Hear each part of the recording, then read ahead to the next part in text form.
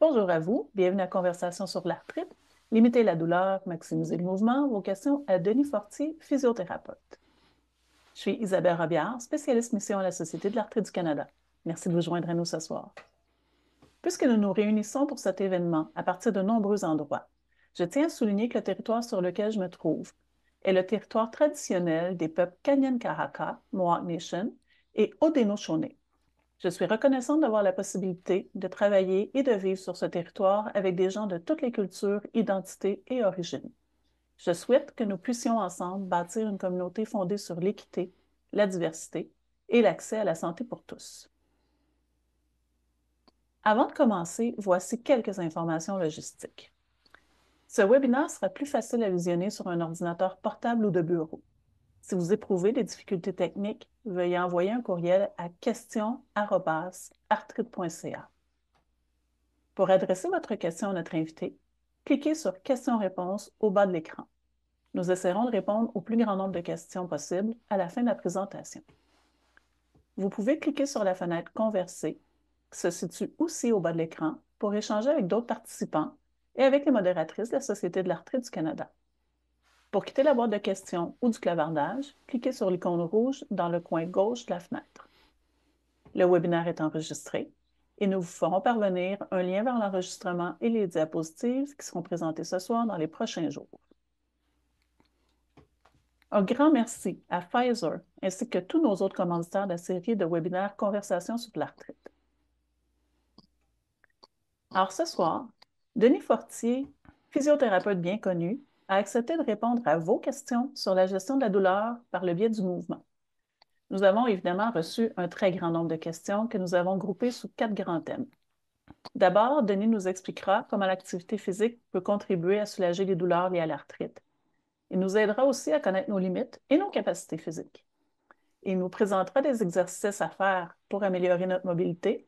Et enfin, sujet d'actualité, il nous suggérera des trucs et des conseils pour rester actifs tout l'hiver. Évidemment, on aurait pu garder Denis avec nous pendant tout le mois de décembre, puis je pense qu'on aura encore eu des questions pour lui. Mais malheureusement, le webinaire ne dure qu'une toute petite heure. Alors, vous comprendrez qu'il nous soit impossible de répondre à toutes les questions, surtout des questions très spécifiques concernant votre condition personnelle. Nous espérons que ce webinaire vous donnera des outils pour discuter avec votre médecin, votre physiothérapeute, votre kinésiologue, ou pour obtenir des renseignements précis sur un plan d'entraînement. Vous trouverez aussi de nombreuses idées d'activités sur notre site web et sur les réseaux sociaux de Denis. Alors maintenant, commençons. Bienvenue, Denis. Bonjour Isabelle. Est-ce que vous pourriez tout d'abord nous expliquer comment le fait de bouger plus contribue à soulager les douleurs liées à l'arthrite alors que c'est un peu contre-intuitif? C'est vrai que ça peut être contre-intuitif, surtout quand on a mal. Quand on souffre d'arthrite, ben, on a une maladie chronique, hein, la plupart du temps. Donc, il y a aussi la question en quoi ça peut m'aider pour ma douleur dans un contexte chronique, mais aussi dans un contexte aigu. Je vais vous présenter aussi des exercices d'ordre généraux pour répondre à cette question-là, mais j'ai compartimenté un peu ma réponse en trois parties différentes. Je vais vous la montrer en plein écran comme ça. Donc, on va parler des bienfaits du mouvement sur la douleur, sur les articulations. Donc, l'articulation comme intermédiaire pour soulager la douleur, tout ça peut s'expliquer assez simplement. On va parler aussi des muscles et on va parler aussi de la santé en général. Donc, si on regarde en premier lieu les liens avec l'articulation, dans nos articulations, dans nos os longs, on a des cartilages qui sont au bout des os longs, je le dis, et ces cartilages-là nous aident à avoir une meilleure mobilité. Quand on a de l'arthrose, par exemple, ou une autre forme d'arthrite, ben, on peut avoir une atteinte au niveau des cartilages, et quand on bouge, ça lubrifie ces cartilages-là parce que ça mobilise le liquide synovial. Alors ça, c'est fondamental de se souvenir de ça et c'est souvent un élément motivateur pour bouger quand on sait que les cartilages ne sont pas vascularisés, il n'y a pas de sang, mais le liquide synovial les nourrit et les protège. Alors ça nous aide à préserver l'intégrité articulaire et aussi à soulager la douleur et à prévenir la douleur. Il y a aussi la mobilité des articulations. Une articulation, ça doit être capable, évidemment, de bouger. Et quand on a de l'arthrite, on a de la douleur, on a peut-être des poussées inflammatoires avec l'édème, on veut bouger pour pouvoir préserver notre mobilité parce qu'une articulation qui devient raide est plus à risque de tension, plus à risque de blessure, plus à risque aussi de générer de la douleur. Je vous montre un exercice tout simple de rotation cervicale. Évidemment, on fait tous les exercices que je vous présente ce soir en suivant vos propres limites, mais c'est un exemple tout simple. J'aurais pu vous montrer aussi beaucoup d'autres mouvements. Il y a aussi la stabilité des articulations quand on bouge. On parle souvent des exercices de stabilité pour le dos. Je vais vous en montrer un.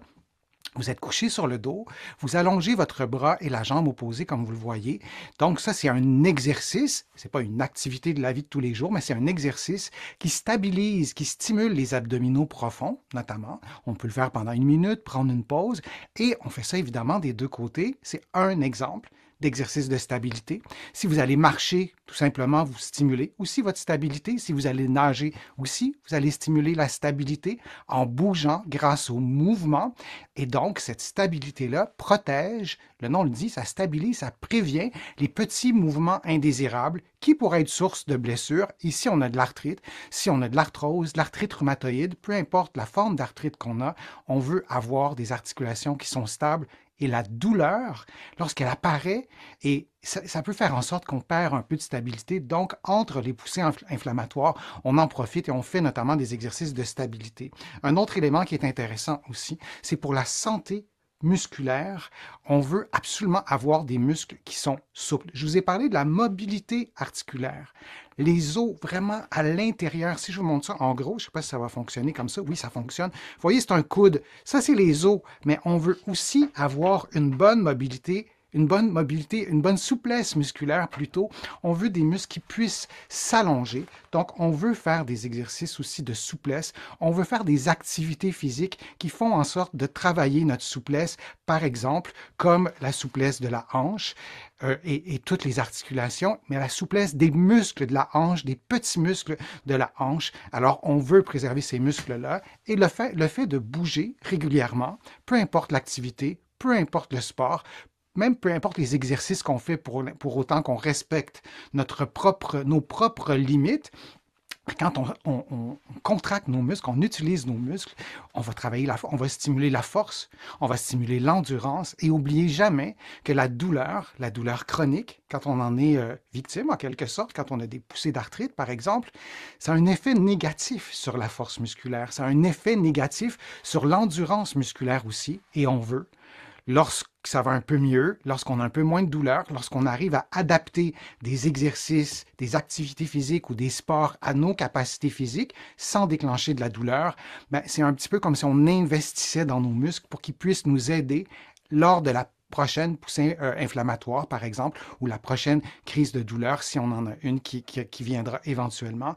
Et je dis que je vous donne quand même quelques éléments sur la santé en général. Il ne faut pas oublier ça. Et j'attire votre attention sur les deux premiers points. Le bon fonctionnement du système nerveux. Ce qui détecte la douleur, c'est pas les muscles, c'est pas les articulations, c'est votre système nerveux. Et lorsqu'on a de la douleur chronique, lorsqu'on a de la douleur depuis longtemps, parfois de la douleur intense, vous êtes peut-être déjà familière avec cet élément-là, mais on peut avoir des phénomènes de sensibilisation centrale. C'est le cerveau qui va amplifier lui-même le système de douleur, le signal de douleur plutôt, et le fait de bouger régulièrement, ça peut nous aider à prévenir un début de sensibilisation centrale. Et le dernier point, il y en a d'autres, je vous laisse les lire, mais le dernier point, les avantages des exerkines, dont les myokines et les endorphines. Et là, je vous pose la question à tous, est-ce que vous avez déjà entendu parler des myokines, des exerkines, oui ou non? Et vous pourriez peut-être me relayer, j'ai perdu le chat, je viens de le retrouver, me relayer, Isabelle, aussi, peut-être votre réponse à vous personnelle et peut-être aussi la réponse des gens qui sont avec nous. Donc, avez-vous déjà entendu parler des exerkines et des myokines? Et avant que vous nous répondiez, Isabelle, ou vous relayez les réponses dans le chat, ben, c'est des substances biochimiques qui sont libérées quand on bouge, quand on fait du sport, quand on fait une activité physique de la vie de tous les jours. Et ces substances-là, et notamment les endorphines qui sont libérées par le cerveau, ça peut nous aider aussi à apaiser la douleur, à soulager la douleur. Alors Isabelle, c'était quoi votre réponse à vous? Avez-vous déjà entendu parler des exerkines? Alors, dans mon cas, et je vois là, dans le clavardage que je suis vraiment pas toute seule de mon groupe. C'est la première fois que j'entendais le mot exerkine. J'avais entendu endorphine, mais Ouais. j'aimais les exerkines et les myokines. Donc, ce sont de nouveaux mots. Les bons mots, c'est pas bon d'ailleurs. Exerkine, ben oui, c'est vrai, je me permets d'ajouter exerkine comme dans exercice. C'est des substances qui sont libérées notamment par les muscles, on parle de myokine, mais aussi par le cœur, par différents organes et le cerveau. Et les endorphines peuvent compter parmi les exerkines. On les connaissait pas il y a une vingtaine, une trentaine d'années, on les connaissait mal. Maintenant, on les connaît et ça participe aussi à notre motivation et aussi ça peut participer au soulagement de la douleur et à la prévention, disons, des phénomènes douloureux qui peuvent s'installer.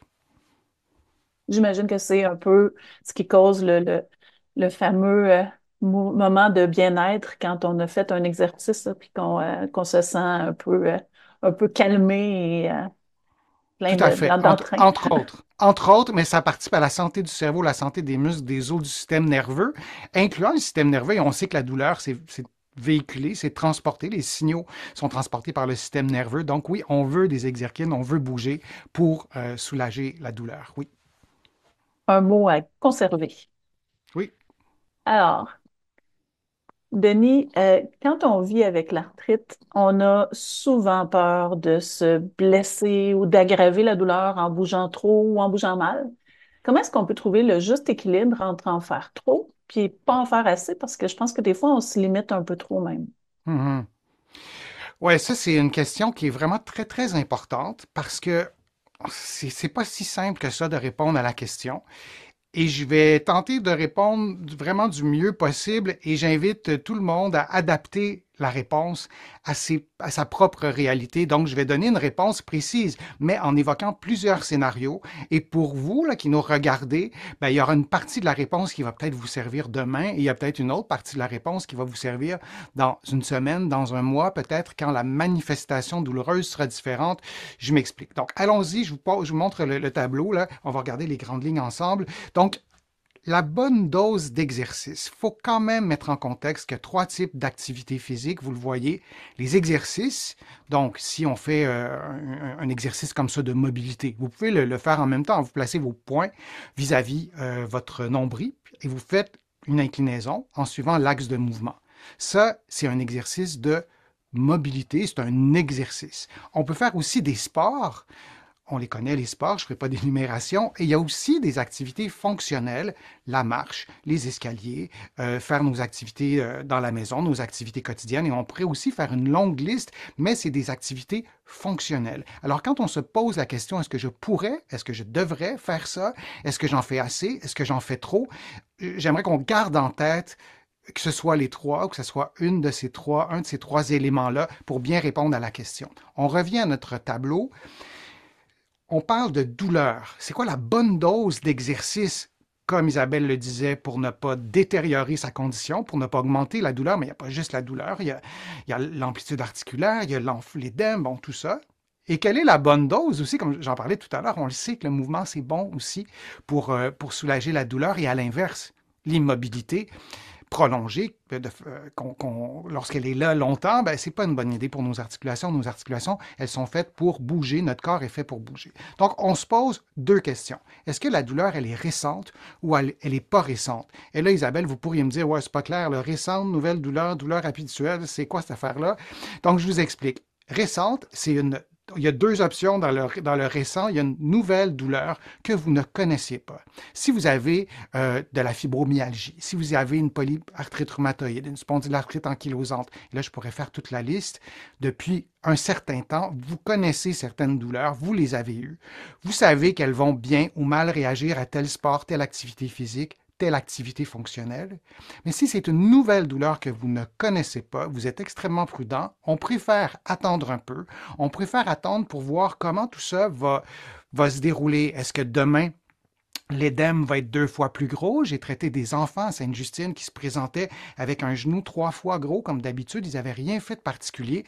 On n'allait pas faire des activités physiques, on n'allait pas faire des sports, évidemment. L'immobilité complète, elle est rarement idéale. On peut faire des petits mouvements sans mise en charge. On ne peut pas les faire debout, par exemple. On veut bouger un peu, surtout quand il y a de l'édème, des petits mouvements doux, simples, contrôlés, rien de plus. Vous en parlez à vos professionnels de la santé, on parle d'une nouvelle douleur. Si c'est une douleur que vous connaissez, vous avez déjà eu cette douleur-là, on veut bouger un peu. Je vais vous donner les principes à suivre dans quelques instants. Et si c'est une douleur persistante ou chronique, c'est la même chose et je soulignerai, on veut bouger. C'est encore une meilleure raison pour bouger. Maintenant, comment on dose tout ça? Je vous l'ai dit, ça va être une réponse d'une certaine façon générale que vous allez pouvoir adapter de façon très précise. On y va avec les principes à suivre. Ça, c'est fondamental pour éviter de vous blesser. Vous faites tout progressivement. Et là, je prends le temps d'énumérer la durée de l'exercice. Vous le faites pendant 30 secondes, vous le faites pendant une demi-heure, selon vos habitudes. Hein, si vous êtes habitué de bouger aussi, si vous n'avez jamais fait cet exercice-là, ce sport-là, cette activité fonctionnelle aussi. Donc, il y a la durée, il y a la fréquence. Vous allez le faire 3 fois par semaine, 5 fois par semaine. L'amplitude de mouvement. Je vous montrais tout à l'heure des mouvements pour le dos, par exemple, comme celui-là. Peut-être que vous allez commencer par 10% de l'amplitude. Puis ensuite, vous allez augmenter. Je vous le rappelle, si c'est une douleur chronique, une douleur persistante, on veut trouver un mouvement qui fait du bien, adapté. La douleur, une règle à suivre, la douleur ne doit jamais être augmentée. Ça, c'est une règle à suivre, mais on veut bouger, on adapte l'amplitude du mouvement, la présence de pause, la fameuse règle, plus ça fait mal, mieux c'est. Oubliez ça, ça ne fonctionne jamais, cette règle-là. On n'est pas des athlètes d'élite en voulant surperformer et risquer de se blesser en plus. Donc, la présence de pause, et on pourrait ajouter aussi d'autres paramètres. La période d'échauffement, est-ce que c'est utile de faire une période d'échauffement? D'après vous, répondez-nous. Oui, non. Est-ce que vous en faites une période d'échauffement? Alors la réponse est oui. C'est essentiel à la prévention des blessures. Si vous ne savez pas trop quoi faire comme période d'échauffement, faites les mêmes mouvements lentement, progressivement que vous allez faire durant votre activité. Si votre activité elle est très, très, très, très douce, c'est des exercices de souplesse, c'est peut-être pas nécessaire de faire un exercice d'échauffement, mais si c'est un exercice de force, de renforcement, un sport, une longue randonnée, etc., vous faites une période d'échauffement idéalement de quelques minutes, 5 minutes. Et si votre activité va être encore plus longue, si vous partez pour la journée, vous faites une période d'échauffement au moins 5 à 10 minutes. Et dans votre période d'échauffement, c'est important aussi de stimuler vos capacités cardiovasculaires. Il faut que votre respiration s'accélère. Il faut absolument que votre fréquence cardiaque augmente aussi. En terminant, je vous dis ça en rafale, choisissez des activités physiques adaptées avec ou sans mise en charge, debout ou allongé au sol, ou en piscine, on a moins de mise en charge. C'est une façon de doser aussi. Choisissez des exercices cardiovasculaires, donc du cardio, de résistance avec des poids, avec des bandes élastiques comme celle-ci, des exercices de souplesse aussi. Ça peut être une façon, une stratégie pour commencer plutôt que d'avoir un autre type d'exercice qui pourrait déclencher de la douleur. Et je termine, les doses recommandées. C'est 150 minutes ou 75 minutes. Là, j'ai volontairement omis d'ajouter un élément qui est important. Savez-vous vous rappelez-vous, en fait, ce qu'on doit ajouter à côté du 75 minutes et du 150 minutes? C'est l'intensité de l'activité. C'est 75 minutes par semaine d'activité physique d'intensité soutenue. Une activité physique d'intensité soutenue, c'est lorsque vous la pratiquez et vous êtes tellement à bout de souffle que vous ne pouvez pas parler normalement. Et c'est 150 minutes par semaine d'activité d'intensité modérée. Donc, vous faites l'activité physique, vous avez chaud, vous respirez plus vite, mais vous pouvez parler normalement. C'est ce qu'on recommande. Les bienfaits de l'activité physique, c'est proportionnel à la dose. Si vous en faites 50 minutes au lieu de 150, vous allez quand même avoir des bienfaits. Donc, vous avez des pistes pour adapter l'activité physique. On ne doit jamais reproduire la douleur dans un contexte d'une nouvelle douleur, une douleur aiguë. Vous y allez très prudemment.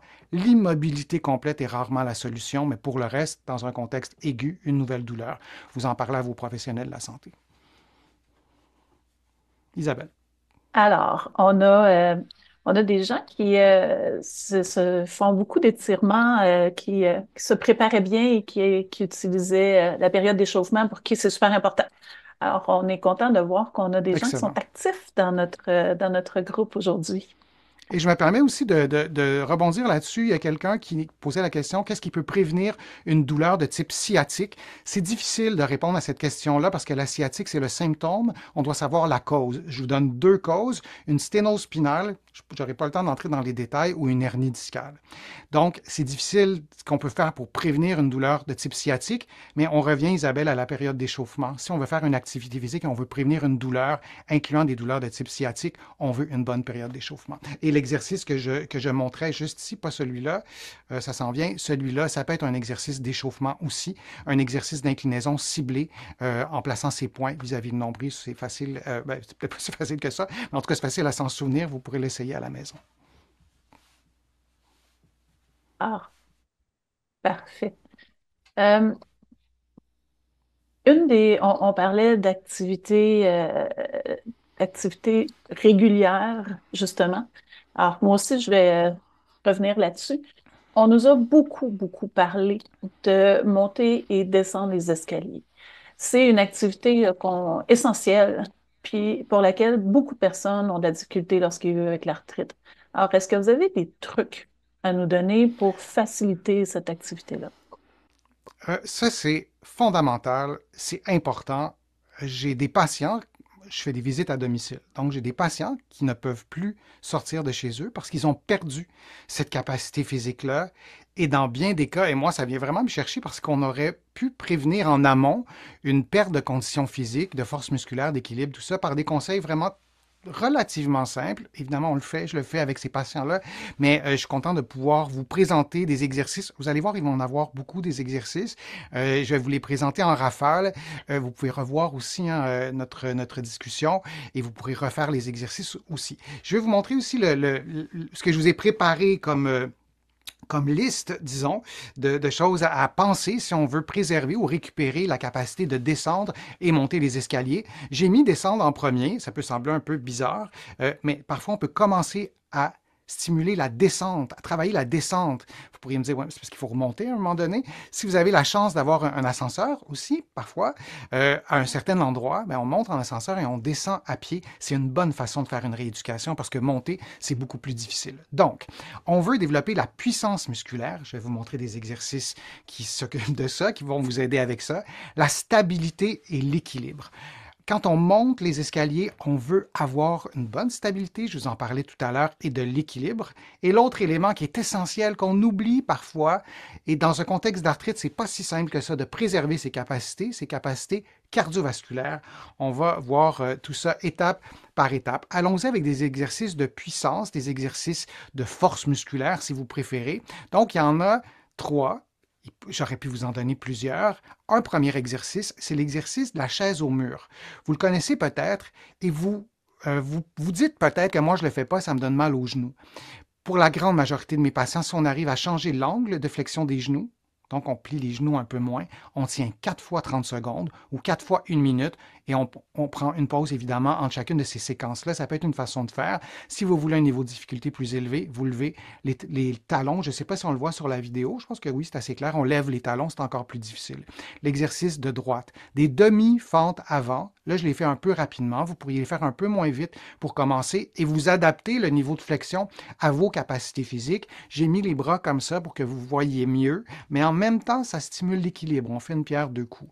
L'exercice en bas à ma gauche, c'est l'exercice du pont. Là, j'ai l'air comme un peu figé, mais je tiens la position 30 secondes. Vous faites 4 fois.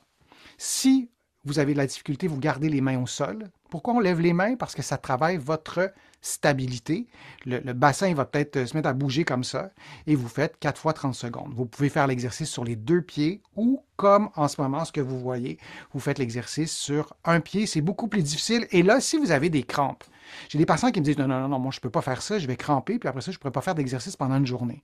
Mettez des coussins, des oreillers en dessous des fesses, vos fesses vont être plus hautes, et ça va vous aider en fait à faire une partie du mouvement sans forcer. Donc, vous mettez des oreillers, des coussins en dessous des fesses. Tout le monde peut arriver à faire l'exercice. Pour augmenter le niveau de difficulté, vous éloignez les talons des fesses, ça sera plus difficile. Donc, si on revient, oups, c'est pas ça que je voulais vous montrer, si on revient à ma liste, donc on a vu des exercices de puissance et de force musculaire, les exercices de stabilité et d'équilibre, même chose, je vous en montre plusieurs, vous en avez 4, on va les regarder ensemble. Il y en a qui sont difficiles, Il y en a qui sont plus faciles que d'autres. Adaptez-les. Équilibre sur un pied, comme en haut à gauche avec mon élastique bleu. J'ai ajouté l'élastique bleu pour vous le montrer ce soir. Pardon, ça ajoute un niveau de difficulté. Vous faites les exercices d'équilibre, tous les exercices d'équilibre, les yeux fermés, les yeux ouverts pour commencer. Vous devriez être capable, idéalement, de les faire les yeux fermés quelques secondes. Vous faites tout ça dans un environnement sécuritaire. L'exercice en bas, à ma gauche, l'exercice du tandem. Vous placez un pied devant l'autre. Le talon du pied qui est devant doit toucher aux orteils du pied qui est derrière et vous tenez l'équilibre pendant 30 secondes ou moins si c'est difficile ou plus si vous y arrivez. Donc ça, c'est un autre exercice. Et l'exercice en bas à droite, c'est un exercice aussi d'équilibre et on tourne le pied qui est mobile, là, tourné vers l'extérieur, pardon, et on le dirige vers l'arrière. Ça stimule à la fois l'équilibre et les fessiers. Et de travailler tout ça graduellement, progressivement, ça vous aidera à pouvoir générer plus de puissance, plus de stabilité pour tranquillement arriver à monter les escaliers et à les descendre. Et vous avez vu aussi en haut à droite, c'est un exercice de souplesse des genoux, des hanches. Pour pouvoir monter les escaliers, il faut avoir aussi une bonne souplesse, comme c'était écrit dans la rubrique numéro 2, en stabilité et équilibre. Je vous dis plusieurs choses. Je vous l'ai dit qu'il y avait beaucoup d'exercices dans ce tableau-là. Vous allez pouvoir revoir aussi le webinaire, mais c'est important de travailler les trois. Ce n'est pas juste une question de force, et c'est aussi une question, vous le voyez, de capacité cardiovasculaire. Je vous montre quelques exercices adaptés pour des personnes qui ont de l'arthrite, parfois pour des personnes, c'est même difficile d'être debout, mais même si on a la difficulté d'être debout, on va être capable de monter, descendre les escaliers quand on a à sortir de chez soi, par exemple. Donc, on a des exercices cardiovasculaires adaptés en haut à gauche. Encore une fois, j'ai mis mes mains comme ça. Vous pourriez vous tenir un peu après le mur si vous le voulez, après un meuble, après quelque chose de stable. Vous balancez la jambe de l'avant à l'arrière, mais on veut vraiment un balancement. On ne veut pas un mouvement contrôlé, on veut être relax dans ce mouvement-là et vous allez voir si vos capacités cardiovasculaires sont un peu limitées. Vous allez voir que ça travaille le cardiovasculaire et je voulais absolument vous donner aussi un exercice cardiovasculaire à faire en position assise. Je rencontre trop de patients, d'internautes qui me disent « Ouais, c'est bien beau, mais moi, j'ai de la difficulté à faire ça longtemps en position debout. Est-ce que tu aurais quelque chose en position assise pour commencer? » L'exercice de ciseaux avec les bras. C'est un bon exercice cardiovasculaire. Je conviens qu'on n'invite pas ses amis pour faire ça en famille le vendredi soir. C'est pas ce qu'il y a de plus divertissant, mais peut-être en mettant de la musique, en le faisant devant une vidéo, quelque chose comme ça peut nous aider. Et donc, ça peut être intéressant aussi de stimuler nos capacités cardiovasculaires en position assise. Donc, pour pouvoir descendre et monter les escaliers, on a besoin de puissance, on a besoin de stabilité et on a besoin d'avoir aussi des capacités cardiovasculaires et on augmente tout ça progressivement, on adapte les exercices à nos capacités physiques et si on va avoir un effet sur nos exercices de renforcement de puissance cardiovasculaire et d'équilibre, on veut les faire au moins 3 à 4 fois par semaine, peut-être se faire un petit programme des exercices que je vous montre sans produire la douleur. On fait ça pendant 10-15 minutes, 3 à 4 fois par semaine. Il y a une question, est-ce que les exercices avec flexion des genoux sont recommandés avec arthroplastie totale aussi? Pour ce qui est des arthroplasties, il y a vraiment plusieurs types de chirurgie, il y a plusieurs types de conditions aussi. C'est difficile de vous donner des exercices et de vous garantir que ce n'est pas contre-indiqué pour vous. Vous devez vraiment demander aux professionnels de la santé qui vous connaissent quelles sont les contre-indications et ils vont vous donner la réponse, mais c'est impossible à distance de vous donner avec certitude ce qui est contre-indiqué pour vous. Alors c'est en gros ce que je voulais vous dire. Je vous laisse la parole, Isabelle. Alors, merci. Puis, je me permets une question qui, moi, m'a traversé l'esprit.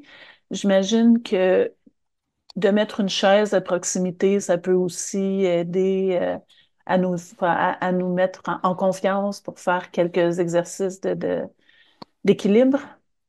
Oui, c'est une bonne idée. Par contre, moi, je préfère un mur ou un meuble plus lourd, c'est plus solide. Et peu importe que ce soit une chaise, un mur ou un meuble qui est lourd, utilisez le dos de la main.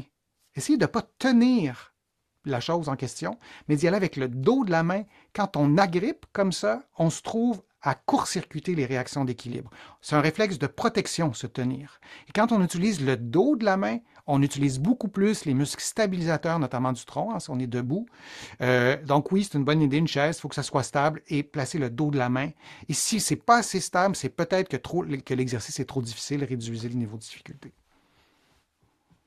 Génial. Je garde le dos de la main bien en tête pour mes exercices de demain. Alors, est-ce que c'est l'hiver? Et on a eu de la neige cette semaine, donc on se prépare à Noël. Est-ce que, évidemment, il y a plusieurs personnes pour qui l'activité quotidienne, c'est la marche. Mhm. Mais là, il y a plusieurs personnes aussi qui ont peur de marcher l'hiver parce elles ont peur de tomber et de se blesser. Mais souvent, elles ont aussi peur de ne pas pouvoir se relever parce que c'est particulièrement difficile de se relever quand on a de la douleur aux genoux et aux hanches. Alors, une question en deux volets. Est-ce que vous avez des activités à nous recommander pour l'hiver? Puis est-ce qu'il y a des trucs pour se relever quand on est tombé ou quand on est au sol, puis qu'on a de la douleur aux genoux, aux hanches ou... Ouais, pour se relever quand on tombe, là, il y a deux questions en une. Donc, je vais concentrer l'essentiel de ma réponse pour l'hiver. Et ben, on souhaiterait ne pas tomber. Et quand on tombe, ben, ce qu'on veut d'abord, c'est vraiment avoir un minimum de force. Il y a des patients, j'ai des patients qui n'ont pas la force suffisante pour se relever, donc on demande de l'aide, on demande des points d'appui. C'est un peu simpliste comme réponse, mais il y a de ça aussi. Mais c'est une bonne idée en ce moment même de stimuler aussi toutes les capacités physiques que je vous ai présentées tout à l'heure. Fait que dans la colonne de gauche, capacité physique, puissance musculaire, stabilité, équilibre et capacité cardiovasculaire. Parce que souvent, ce qui se passe, c'est qu'on force pour se relever et on s'épuise en voulant se relever. Et d'emmagasiner des capacités cardiovasculaires, ça peut vraiment nous aider. Et là, si vous nous écoutez et vous vous dites, ben moi j'ai 80 ans ou j'ai 53 ans, mais j'ai de l'arthrite depuis toujours, je suis un peu condamné à avoir des capacités cardiovasculaires réduites. C'est faux, à moins que vous ayez une atteinte cardiaque, mais on peut améliorer ses capacités cardiovasculaires. Donc, c'est vraiment difficile de vous donner une marche à suivre pour vous relever, mais évidemment, on veut replacer ses jambes, on veut soit utiliser ses mains pour s'appuyer. Sinon, on va placer notre pied le plus fort au sol, on met nos mains sur notre genou ou notre cuisse et on essaie de se relever les deux mains. Ou si on a un point d'appui, on met notre main sur le genou, on met une main sur le point d'appui, mais en plus, si on est dehors, c'est l'hiver, c'est peut-être un peu difficile. Donc, j'aimerais aussi, donc c'est des trucs que je peux vous donner pour vous relever, mais il n'y a pas de recette magique. Parfois, c'est difficile. Mais la recette magique, en fait, c'est de se préparer à ne pas tomber et si on a besoin de se relever, de pouvoir avoir une bonne adhérence au sol. Alors, dans la deuxième colonne, les aides techniques. Ces aides-là sont vraiment essentielles. Le type de semelle de vos chaussures, c'est important d'avoir une semelle qui est adaptée à l'hiver. Il y a aussi les crampons.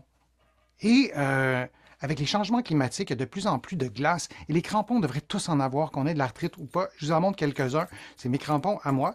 C'est des crampons qu'on ajoute. Il y a vraiment plusieurs formes. Ça, c'est des crampons assez robustes. Il y en a qui sont vraiment tout petits. La difficulté des crampons quand on a de l'arthrite, parfois, c'est des mettre. Si on n'a pas de chaise, si on n'a pas, parfois c'est difficile. Ceux que je vous ai montrés sont très difficiles à mettre, ça prend beaucoup de force. Moi, j'aime bien aussi les chaussures qui ont des crampons. Je vous montre ça, je suis pris dans mes fils. Je vais essayer de vous montrer ça pour qu'on les voit. C'est ma chaussure de course. Et depuis que j'ai mis cette chaussure de course-là, je cours, peu importe le climat. Et si j'essaie de les tourner, bon, je pense que je vais vous les montrer comme ça. Vous voyez, c'est des tout petits crampons. Il y a différentes chaussures avec des crampons aussi qui peuvent faire l'affaire. Ça, c'est des chaussures de course, là, mais il y a d'autres façons, d'autres types de chaussures qui en contiennent. Évidemment, vous ne pouvez pas marcher à l'intérieur, c'est le désavantage, mais ces chaussures-là, on les met comme une chaussure ordinaire. On n'a pas à se battre avec les crampons et risquer de se blesser. Il y a une question aussi en lien avec les bâtons de marche. C'est une très bonne idée, les bâtons de marche. Ça peut nous aider aussi à se relever si on tombe, pour répondre encore à la question, Isabelle. Donc, les bâtons de marche, dans ma liste, il y a un autre élément, mais vous voyez, c'était déjà là. Les cannes, les marchettes, autres, attention, ces outils-là, ça peut induire une chute. Donc, s'il fait froid, vous avez une canne, il n'y a pas le petit pic en métal, ça gèle, ça glisse et ça peut même causer une chute. Donc, ça prend des cannes et peu importe l'aide technique, avec des embouts en métal qui sont faits pour l'hiver. Sinon, c'est contre-productif. Ça peut peut-être même vous faire tomber. Et l'autre élément, ça peut sembler vraiment curieux, sac à dos, lampe frontale, et j'aurais pu aussi ajouter plein d'autres choses. Le sac à dos, pourquoi le sac à dos, d'après vous? Alors, si vous avez une réponse, ne vous gênez pas pour nous l'écrire. Pourquoi le sac à dos, ça libère vos mains? Et dans bien des cas, quand on tombe, c'est qu'on avait, il y a des études qui sont intéressées à ça, on avait les mains prises à tenir des sacs. Alors, si vous avez un sac à dos, premièrement, ça ajoute un peu de poids, ça va peut-être ajouter un peu de stabilité. C'est moins lourd aussi, c'est plus facile à transporter et vous aurez les mains libres, les bras pourront bouger pour corriger l'équilibre. Et l'autre élément, et ça aussi, ça peut sembler curieux, une lampe frontale. Évidemment, le jour, c'est inutile, mais souvent, on tombe parce qu'on n'a pas vu que c'était glissant. Et ben, l'hiver, souvent, il fait noir assez tôt. Moi, j'ai deux types de lampes frontales. J'ai une lampe frontale qui éclaire un peu. Et quand je vais faire de la randonnée, quand je vais marcher avec mon chien, j'ai vraiment une lampe frontale assez costaude qui éclaire vraiment beaucoup. Et je vois où je place mes pieds. Et on ne doit pas sous-estimer l'importance des yeux pour garder l'équilibre. Alors ça, c'est important. Et vraiment, ensuite, je l'ai mis là parce que c'est une évidence, mais on ne peut pas parler de prévention des chutes sans tenir compte de l'environnement, de la météo, les mains courantes, les trottoirs, les allées, les escaliers, l'éclairage, je le disais, les variations de température, de prévoir ce qui va se passer dans la journée. Je sais, c'est des évidences, le type de précipitation, mais est-ce que les trottoirs vont être entretenus, etc., etc., mais l'environnement, c'est essentiel. Donc, oui, préserver, augmenter nos capacités physiques, comme on l'a vu dans la question précédente, mais aussi les aides techniques. Les crampons, c'est absolument, on doit avoir des crampons l'hiver et les bâtons de marche, c'est vraiment une très bonne idée. Alors, c'est ce que je peux répondre à la question. Isabelle, je vous retourne la parole.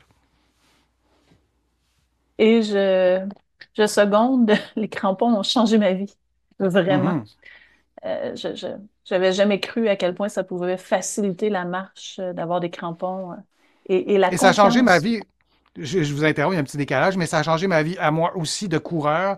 Et maintenant, je cours tout l'hiver. Alors qu'on court, qu'on marche, hein, les chutes, c'est la même chose. Oui, ça fait vraiment une différence. Et c'est vraiment quelque chose qu'on devrait avoir, de ne pas se gêner pour avoir des crampons. Alors, on a plusieurs de nos participants de ce soir qui nous posent des questions sur l'arthroplastie des hanches, des genoux. Est-ce qu'il y a comment est-ce qu'on peut se préparer est-ce Mhm. que vous avez des exercices à suggérer pour se préparer à ces interventions-là?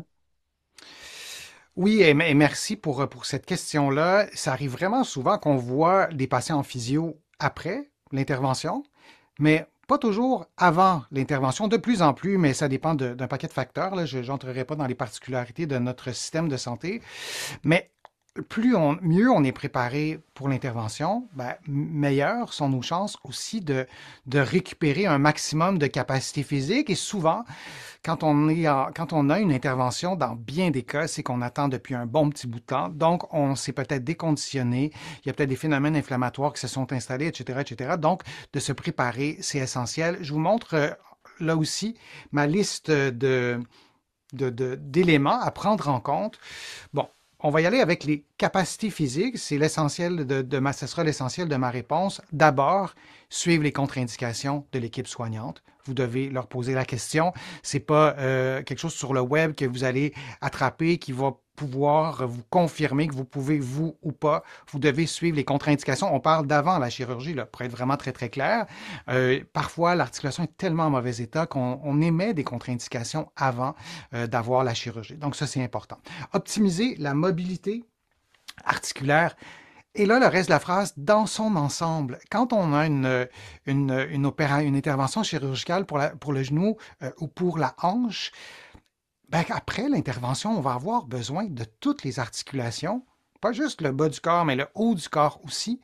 Donc, de rééduquer, de vraiment avoir une période d'entraînement adaptée à nos capacités physiques. Et je vous montre quelques exercices. Et là aussi, vous devez adapter. Évidemment, moi, je n'ai pas de problème de genoux ni de hanche, donc je vous les montre dans l'amplitude complète, mais vous devez donc les adapter. Alors, on commence avec l'exercice en haut à gauche, et c'est des exercices pour la plupart couchés sur le dos. Alors, jambes tendues, le pied à 90 degrés, vous levez la hanche, vous levez la jambe, pardon. Ça stimule les quadriceps, ça stimule aussi les muscles de la jambe, là, près du pied pour avoir la cheville, le pied à 90 degrés. Ça stimule aussi les stabilisateurs au niveau du tronc, c'est un bon exercice. Ensuite, à droite, c'est un exercice pour la force des bras. Mais après une intervention chirurgicale, ben, en général même, je dirais, mais particulièrement pour la hanche et le genou, ben, on veut avoir des bras qui sont en forme. Et de faire cet exercice-là risque aussi probablement de stimuler votre capacité cardiovasculaire. En bas, à gauche, pardon, on stimule la mobilité de la hanche et du genou. J'ai pas de raideur, vous le voyez. Donc, il faut que vous adaptiez l'exercice à vos capacités physiques. Vous pouvez vous prendre une serviette si vous le souhaitez. Donc, vous prenez une longue serviette que vous placez en dessous de la cuisse et ce sera peut-être plus facile de mobiliser la cuisse parce que s'il y a de la douleur, s'il y a de la raideur. Et on oublie parfois aussi de faire des exercices sur le côté. Encore une fois, j'ai choisi des exercices couchés sur le côté. Ça risque d'être plus facile, mais imaginez l'exercice en bas à droite, levez la jambe sur le côté. Vous pourriez aussi très bien le faire debout. Vous levez la jambe sur le côté. Vous pouvez même vous adosser au mur. Que vous soyez couché sur le côté ou que vous soyez debout, vous adossez au mur et vous vous assurez que le talon reste en contact avec le mur. Vous allez voir que ça travaille vraiment de façon plus précise. Et là, quand on fait cet exercice-là, on travaille les fessiers, on travaille les muscles qui sont sur le côté, qui sont essentiels. Après une intervention chirurgicale à la hanche ou au genou, on veut avoir des muscles qui sont en forme, qui sont réveillés. Et c'est vrai aussi de l'autre côté, le côté qui ne sera pas opéré, peut-être que vous allez vous faire opérer seulement d'un côté, et c'est l'autre côté aussi est important à stimuler. Donc, on fait tout ça des deux côtés. Alors, on fait des exercices de mobilité articulaire.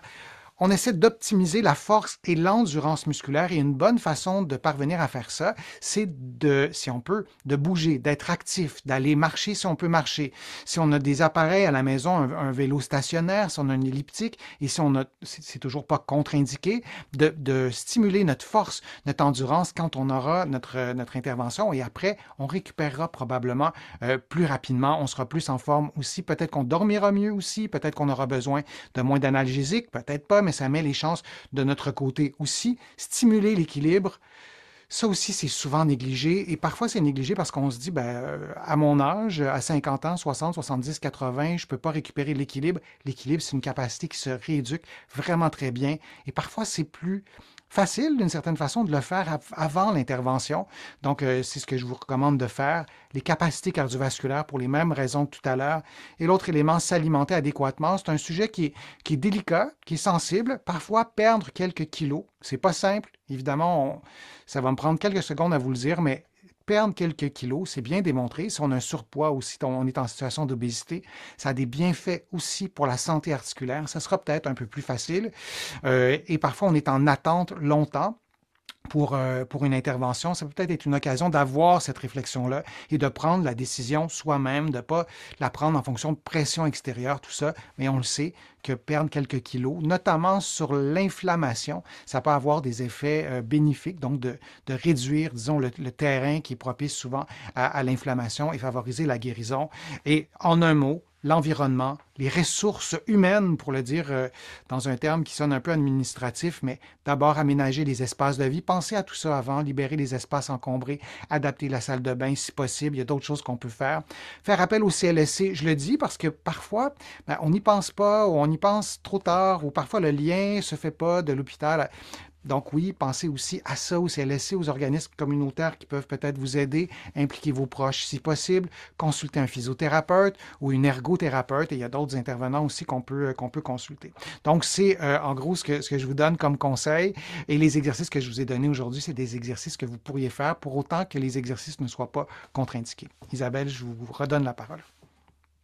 Alors, une toute petite question. On voyait les exercices qui étaient faits au sol. Est-ce que ça pourrait faire pareil de les faire au lit pour quelqu'un qui n'est pas capable de se coucher ou de se relever du sol?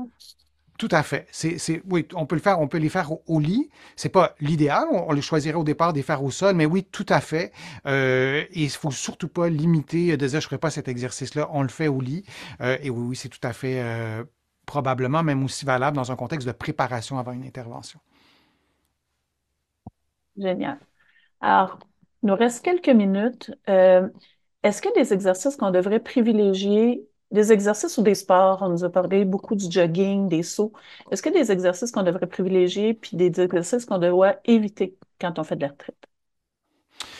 Oui, je vais répondre de façon succincte et je vais vous montrer des exercices. Quand on fait de l'arthrite, on veut préserver notre santé articulaire.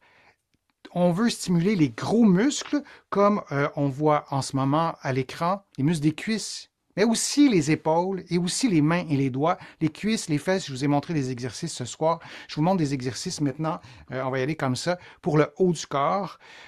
En bas, à gauche, c'est vraiment important de préserver ce mouvement-là de l'épaule. Fonctionnellement, on en a besoin pour se gratter, pour se peigner, pour s'habiller. Et on va le faire ensemble, l'autre exercice pour les doigts. Donc, on y va comme ça. Je vais essayer de le faire en même temps que vous allez l'avoir en duo. Donc, on fait ça comme ça ici. Et essayez de le faire en même temps. Et vous allez voir, c'est pas si simple que ça. Donc, on relève et on déplie les doigts. Je vous laisse le faire, ça va être plus simple de le voir juste une fois.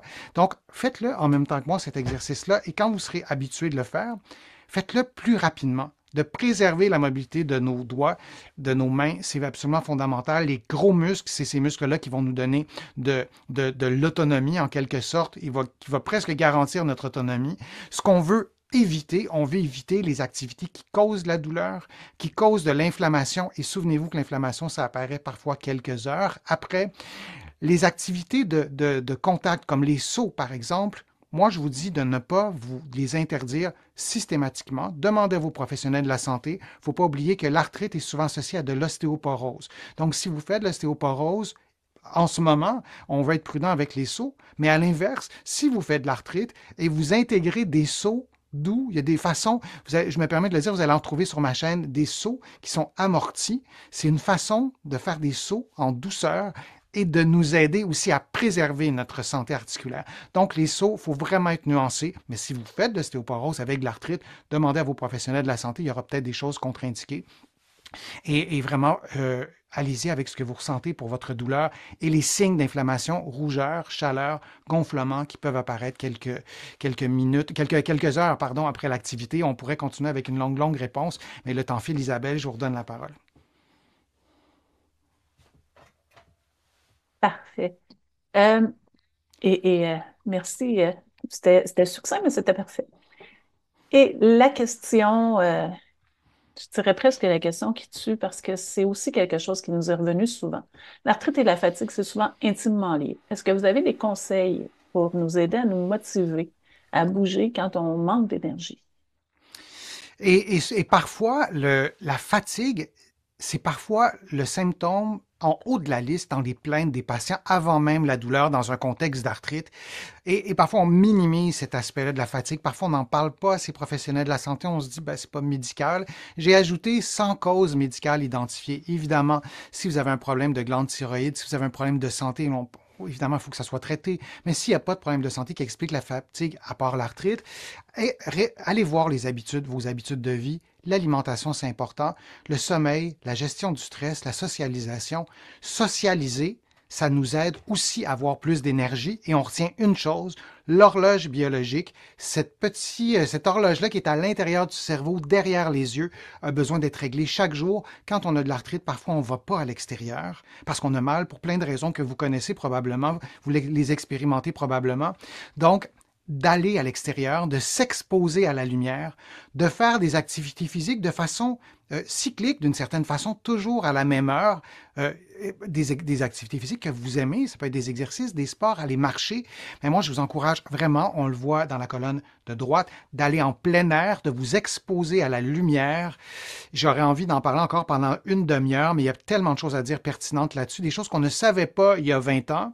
C'est important et ça peut vous aider à peut-être reprendre un peu plus d'énergie, faire des exercices par intervalle. Et il y a des études qui ont démontré que même les intervalles de faible intensité ou d'intensité modérée peuvent être positifs pour avoir un peu plus d'énergie. Vous marchez lentement pendant une minute, vous marchez un peu plus vite pendant 30 secondes et vous alternez comme ça, disons, pendant 5, 10, 15 minutes ou selon vos capacités.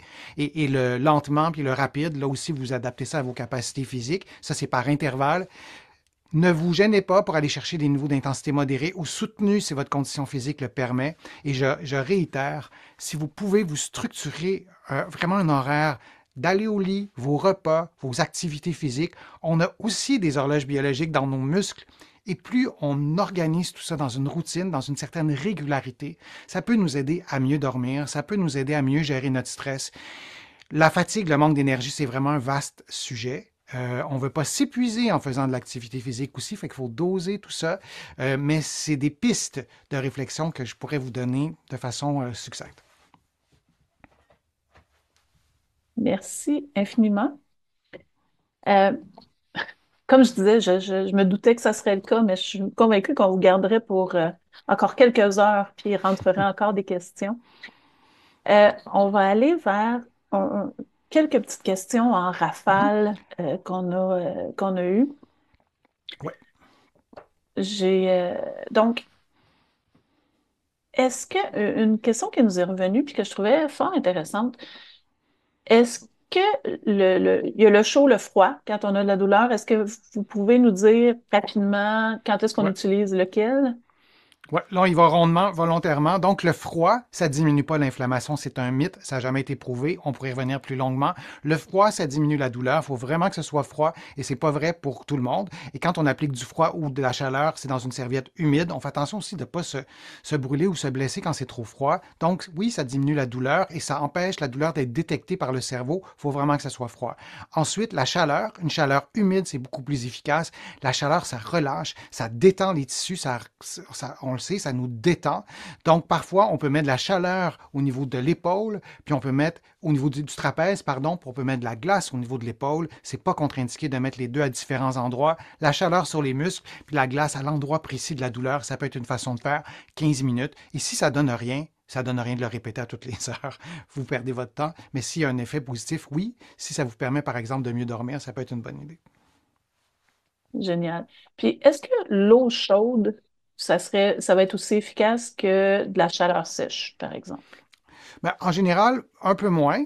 Si on parle de mettre de l'eau chaude ou dans un bain, là, on ne parle pas d'aller dans une piscine où c'est un peu plus chaud. Là. Donc, non, il n'y a pas particulièrement d'effet. On veut une chaleur humide, comme je le disais. Donc, une chaleur, ou si vous prenez comme un sac magique, c'est vraiment plus efficace d'envelopper ça dans une serviette humide. Et je vous dirais pourquoi ne pas en profiter pour faire des petits mouvements, des exercices de détente, des exercices de respiration. La chaleur ou le froid pris isolément, ça n'a pas beaucoup d'effets cumulatifs. Combinez-le à au moins une autre stratégie thérapeutique. Je vous en ai donné quelques-unes ce soir. On en a eu plusieurs. Une question que je trouve intéressante.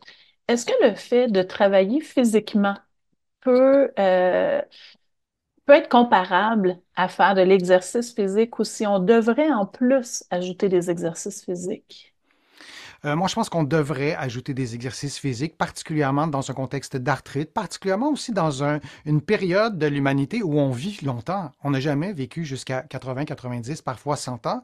Donc, on veut stimuler, on veut protéger, on veut renforcer, assouplir surtout dans un contexte d'arthrite, des régions qui ont tendance à faire l'inverse. Et si vous faites du jardinage, du ménage, peu importe, donc vous travaillez physiquement, votre corps risque de se protéger et c'est absolument fabuleux de voir à quel point le corps est ratoureux pour faire du jardinage sans bouger les trois vertèbres qui sont raides, sans bouger votre hanche droite puis se servir juste de la hanche gauche. Quand on fait des exercices spécifiques, parfois même devant un miroir, ça nous force à choisir la place qui doit bouger.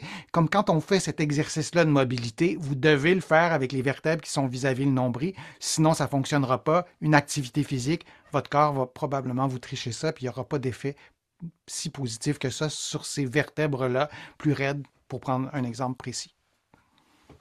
Effectivement, que le corps compense. Mhm. Euh, c'est c'est un bel outil, mais Oui. un peu drôle parfois. Euh, on a vraiment là, plein de beaux commentaires d'ailleurs. Dans le clavardage, tout le monde trouve que c'est génial à date. Euh, une question sur la question sur les bâtons de marche. Comment est-ce qu'on sait comment est-ce qu'on doit les ajuster? Est-ce que c'est bien de demander conseil à quelqu'un ou s'il y a vraiment un truc ultime? Ben, ça dépend pourquoi vous les prenez. Si vous les prenez pour monter, ça peut être un peu différent. Si vous les prenez pour stabiliser votre équilibre, ça peut être un peu différent. Mais grosso modo, quand on tient son bâton, on veut avoir les coudes à peu près à 90 degrés. Là, on ne parle pas de marche nordique. On parle juste de bâton qu'on utilise comme ça. Idéalement, on veut avancer le bâton droit avec la jambe gauche, donc en alternance. Idéalement, on en prend deux, pas juste un. On s'assure d'avoir les embouts qui sont appropriés, sinon c'est contre-productif. Ici, on va explorer la marche nordique. Moi, je vous invite à aller voir sur le web, à consulter un expert en marche nordique parce que là, c'est vraiment différent. On veut peut-être avoir aussi, là, je cherche le mot, mais les courroies, les petites ganses pour les utiliser, pour s'appuyer. Si on utilise une canne, c'est pas du tout le même principe. On tient la canne, le bras relâcher. On veut que le bout de la canne, qu'il soit courbé ou non, arrive vis-à-vis les poignets, pour vous donner une idée. Les bâtons de marche, c'est pas tout à fait la même chose. Parfait. Euh, Moi, je sais que c'est mon prochain achat, là, les bâtons de marche, après avoir essayé les crampons. Mhm. Euh, et puis, une petite dernière question. On me dirait si elle est pour être... peut-être que c'est un peu long, mais parfois, on fait des exercices qui provoquent des craquements.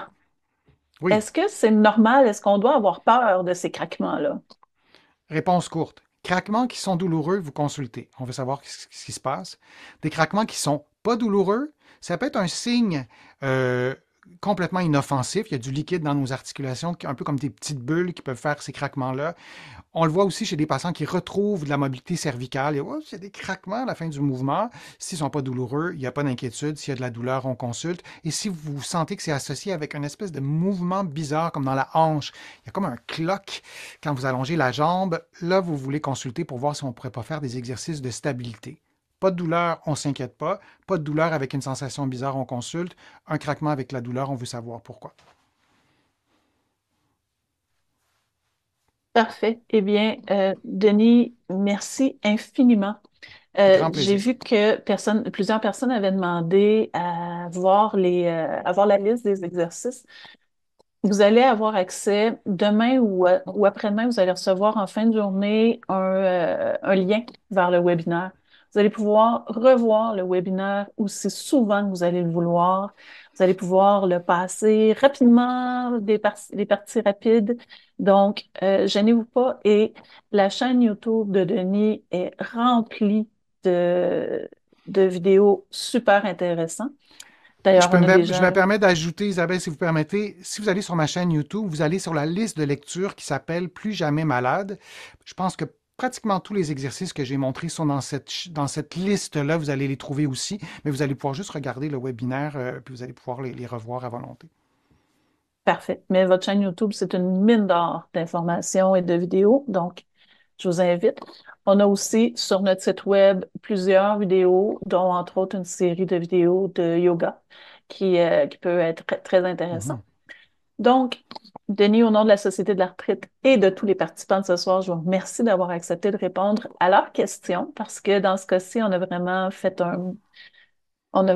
que leurs questions. Et parmi ceux qui sont parmi nous ce soir, nous aimerions avoir vos impressions sur la présentation. Donc, vous allez voir apparaître un court sondage à l'écran. Je vous invite à cliquer sur sur la réponse qui va présenter votre opinion. Donc, la question est, je me sens mieux informé et outillé après avoir participé à ce webinaire. Vous avez le choix entre fortement en accord, d'accord, neutre ou fortement en désaccord. Et pour ceux qui n'arrivent pas à répondre à ce sondage et qui aimeraient nous donner des commentaires plus complets, sachez qu'un sondage plus étoffé vous sera envoyé avec l'enregistrement de cette présentation d'ici quelques jours. On apprécie énormément vos commentaires et suggestions qui nous aident à créer des webinaires sur des sujets qui vous intéressent. C'est d'ailleurs vous qui nous aviez suggéré d'inviter Denis. Alors, enfin, il ne reste que quelques heures pour participer à la campagne Mardi, je donne. Cette année, grâce à une offre généreuse de jumelage de dons par Serene Properties, chaque don que vous ferez d'ici minuit ce soir va être triplé. Ces dons permettent de financer des programmes de soutien comme Conversation sur l'arthrite, mais surtout la recherche de pointe qui nous rapproche à tous les jours d'un remède. Si vous le pouvez, ne manquez pas cette occasion d'engendrer 3 fois plus de retombées et d'aider à reprendre ce que l'arthrite vous a volé. Rendez-vous sur notre site arthrite.ca dès la fin de ce webinaire pour contribuer. On sait aussi que les journées qui raccourcissent, les nombreuses activités, parfois la solitude, rendent souvent les mois de décembre et de janvier plus difficiles à traverser. Si vous souhaitez continuer la conversation, n'hésitez pas à participer à nos groupes de soutien en ligne Aide entre aides. Vous trouverez dans ces groupes, animés par nos merveilleuses bénévoles et moi, un espace d'écoute et de partage précieux pour ceux qui vivent avec l'arthrite, et tout ça sans devoir sortir de la maison. Alors, je vous invite à visiter le arthrite.janeapp, c'est janeapp.com, pour découvrir le calendrier des séances. Enfin, Soyez des nôtres le 16 janvier prochain, alors que le docteur Nicolas Richard nous aidera à mieux comprendre deux formes d'arthrite inflammatoire, que sont la spondylarthrite ankylosante et l'arthrite psoriasique. Mes collègues vont vous indiquer le lien dans le clavardage pour vous inscrire, mais un lien d'inscription vous parviendra aussi dans les prochains jours. Alors, encore une fois, je remercie Pfizer et tous nos autres commanditaires, excusez-moi, tous nos autres commanditaires pour la série Conversations sur l'arthrite. Et un grand merci à Denis Fortier pour sa présence avec nous ce soir. En mon nom, au nom de toute l'équipe, nous vous remercions d'avoir été des nôtres et nous vous souhaitons une bonne fin de soirée.